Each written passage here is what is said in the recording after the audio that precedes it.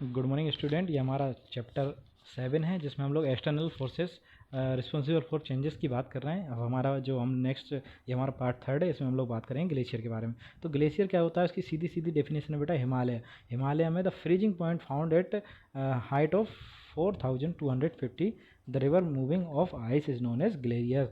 The river of moving ice known as glacier. ठीक है ना।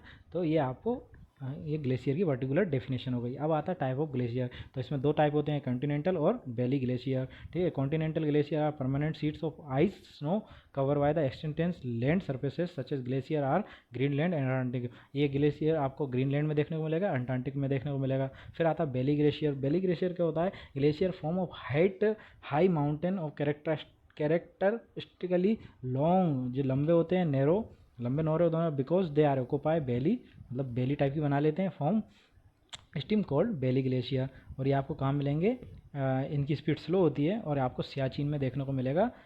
काराकोरम रेंज जो है वहाँ पे आपको 72 किलोमीटर लंबा एक आपको ग्लेशियर देखने को मिलेगा, वी साइप का। ठीक है। Land form by made glacier क्या होता है, like surface flowing water undergo the water glacier also form the same work of weathering and transportation और डिपोजिशन। ये भी ग्लेशियर क्या करते हैं, आपको वेदरिंग कर देते हैं, ट्रांसपोर्टेशन करके देते हैं ग्लेशियर, और डिपोजिशन करके देते हैं। तो इसमें पहला जो आता है halogen function of glacier. When the glacier moves ahead, it is always loaded with the rock material called drift and boulder. These materials were tools of erosion. Due to this erosion, berg glacier U shape valley form. ये इस आपकी shape, ये YouTube type की shape बन जाती है जिसको you shape बेली बोलते हैं। इसके बाद ट्रांसपोर्टेशन आता है। तो ट्रांसपोर्टेशन आपको समझ में ही आता है, वो अपने साथ पेबल सोइल वगैरह लेके चले जाते होंगे, जिससे ट्रांसपोर्टेशन होता है। ठीक है। और फिर आता है आपका डिपोजिशन। डिपोजिशन में क्या होता है, वो ग्लेशियर क्या होता है, डिपोजिशन अमाउंट ले आता है सेडिमेंट वगैरह का, जिससे आपका बनता है। तो इसमें known as moraine are following types. Moraine कितना होता है, एक टाइप के होते हैं, कुछ टाइप के होते हैं जो नीचे दिए हुए हैं आपके पास, टोटल 4 टाइप। ठीक है। तो पहला क्या होता है, when the glacier melt and debris collected the last end of glacier the land form is made that called moraine. ठीक है। तो ये मोराइन होता है। फिर आपका लेटरल होता है, मिडायल होता है, और टर्मिनल मोडायल होता है, मोराइन होता है। ठीक है।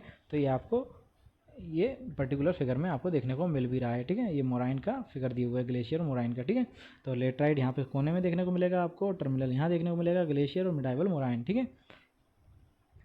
अब देखते हैं आगे क्या दिया हुआ है। आगे दिया हुआ function of ground water. Function of ground water देखते हैं हम लोग।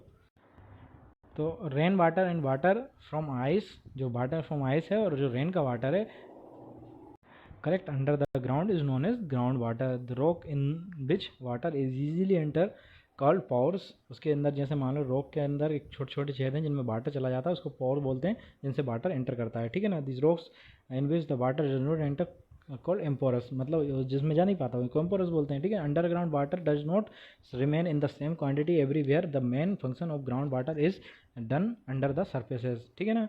अब ये आती है बात किसकी, the rocks which hold the water called saturated rocks. के जो वाटर को स्टोर कर लेते हैं उनको क्या बोलते हैं, सेचुरेटेड रॉक्स बोलते हैं। The level of water from the which rocks remain filled with the water is called ground water. जिसके कारण जो वाटर उन वो रॉक्स के अंदर रह जाता है उसको अंडरग्राउंड वाटर बोलते हैं। ठीक है। यहाँ पे आपको एम्पोरस का दिया हुआ है एग्जांपल। जैसे ये आपके अंदर पानी चला गया तो इसको बोलते हैं पोरस, और नहीं जा पाया, ये वाली जो ब्लैक वाली दिख रही है वो एम्पोरस है, इसमें पानी नहीं जा पा रहा है। ठीक है। जब आप बेल वगैरह जब आप इनमें होल करते हैं तो इसमें से आप पोरस में से पानी निकाल लेते हैं, जबकि इसमें जो सबसे नीचे वाली लेयर होती है उसमें पानी आपको नहीं मिलेगा। सेम ग्लेशियर है, यहाँ पर ग्लेशियर का फोटो दिया हुआ है। ठीक है।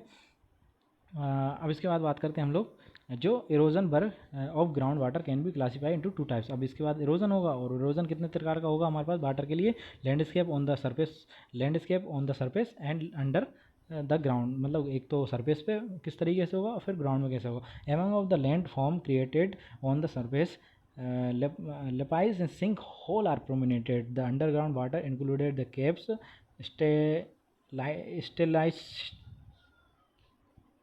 satellites and stalagmite. These landform created due to the dripping of water from the limestone. तो limestone से जो वाटर गिरता है उसके कारण ये दो फॉर्म बनती हैं। ठीक है। Such landform are found in the caves on the coast of Adriatic Seas। Adriatic Seas में आपको ये देखने को मिलेंगी, ठीक है। अब हम बात करते हैं किसकी, सिंक होल और ये आपको एक एग्जांपल है दोनों का। ये इस तरीके से आपको अंदर लाइमस्टोन, ये धीरे धीरे लाइमस्टोन गिरता है और ये नीचे नीचे गिरते इकट्ठे हो जाता है, तो इस तरीके की ये बनते हैं दोनों, ठीक है ना। ये दोनों फॉर्मेशन है जो आपको अंडर वाटर में देखने को मिलेगी, ठीक है ना। फिर इसके बाद आप देखें, अब हम बात करेंगे किसकी, फंक्शन ऑफ विंड्स की, ठीक है। फंक्शन ऑफ विंड्स की बात करेंगे, ठीक है। तो बेटा wind is the more active in the desert area. कहाँ पे सबसे ज़्यादा एक्टिव होती है, डेजर्ट एरिया में, ठीक है ना। तो as agent of balancing the level of surfaces in these area favourable condition are available in wind and desert black lack of rainfall high temperature. किसमें बेटा, डेजर्ट में क्या होता है, lack of rainfall, high temperature, swift winds, lack of vegetation like favorable situation occur, the open of rocks become hot in the day। तो दिन में वो क्या हो जाती है, हॉट हो जाती है, नाइट में टेम्परेचर फॉल्स होता है, ठीक है ना। तो finally there variates into the smaller parts, तो उन पे बार बार टेम्परेचर वगैरह चेंज होता रहेगा, दिन में हॉट होंगी, रात में ठंडी होंगी, तो वो टूट जाती हैं, ठीक है ना।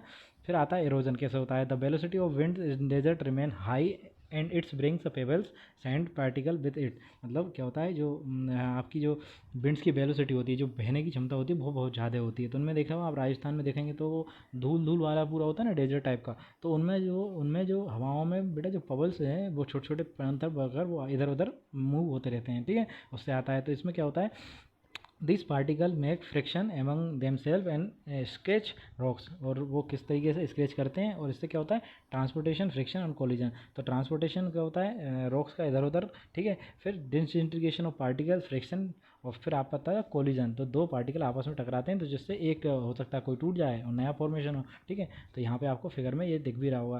तो ये धीरे धीरे धीरे धीरे हवाएं चलती रहीं और यहाँ पर ये आपका ये मशरूम टाइप का शेप बन गया। तो wind halogen are affected by speed of wind, size, quantity of heights particle, the structure of shape, ठीक है। तो मशरूम शेप का ये आपका एग्जांपल दिया हुआ है। फिर आता है डिपोजिशन। डिपोजिशन कैसे होता है, एक जगह से धूल कंकड़ या फिर कुछ भी जो रॉक के पीसेस हैं वो दूसरी जगह, ठीक है। तो wind carries away the particle when velocity of wind decreases it started dropping. मतलब जैसे मान लो, देखो यहाँ से आ रही थी विंड, यहाँ से आ रही थी अपने साथ पवल लेके आ रही थी, लेकिन यहाँ पे डिक्रीज हो गई, तो यहाँ पे ये इकट्ठे हो गए, ये आपको दिख रहा है, ये डोम दिख रहा है ना, ये इकट्ठे हुए हैं, ठीक है। फिर सैंड ड्यून्स, ड्यूस, ये आपका ये भी एग्जांपल है व्हेन द ऑब्स्टिकल। मतलब जैसे मान लो ये उड़ रही थी हवा और इसमें अपने साथ लेके आ रही थी, यहाँ कोई ऑब्स्टिकल आ गया, कोई रुकावट आ गई, तो वहीं गिर जाता है वो कण, ठीक है। तो इससे सैंड ड्यू बनते हैं, ठीक है ना। फिर आता है leaves, fine particles of sand and soil are suspended in the wind, they are carried over long distances, deposit their leaves and finally form in the bay of called loess, ठीक है। The most important loess in the region of China, सबसे ज़्यादा China में आपको Louis देखने को मिलेंगे, ठीक है। तो ये आपको पूरा का पूरा किसका फॉर्मेशन था, विंड के द्वारा किस तरीके से फॉर्मेशन होता है, ये आपको राजस्थान में देखने को मिल जाएंगे, ठीक है। या ये भी आपको इस तरीके की स्ट्रक्चर ड्यूज जो आपके हैं वो भी आपको राजस्थान में देखने को मिल जाएंगे। अब हम देखेंगे फंक्शन ऑफ सीज वेव्स, ये हम नेक्स्ट लेक्चर में देखेंगे। Thank you.